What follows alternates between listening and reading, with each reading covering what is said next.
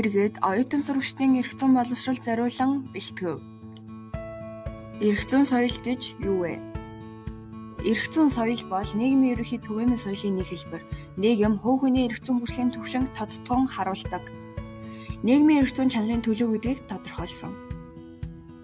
Чанарын төлөв байдал гэдэг нь нийгмийн эрх зүйн амьдрал, онлын болон практик үүднээс зүй ёсны шаардлагын дагуу явагдаж үргэлжиж байхыг хэлнэ.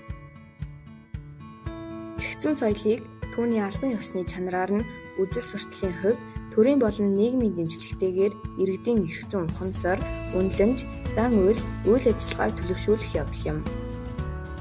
Нийгэм сэтгэл зүйн хүрээнд эрх зүйн соёл нь эрх зүйн бүхэл тогтолцооны нэгэн адил, эрх зүйн хэм хэмжээ ба хүмүүсийн бодит зан үйлийн нэгдэл, хэм хэмжээ ба үнэт зүйлсийн давхцал, эрх зүйн нийгмийн өөр нөлөөний амжилтаар тодорхойлогдно.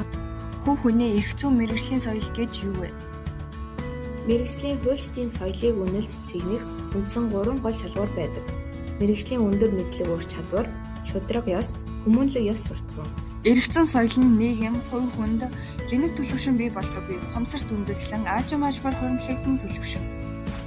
Төлөвшөх үе шатыг эрдэмтэн судлаачид мэдрэх, ойлгох, сэтгэн мэдэх, дагаж биелүүлэх, ашиглах, итгэл үнэмштэй болох гэсэн дэс дарааллаар тодорхойлсон. Анхаарал хандуулсанд баярлалаа.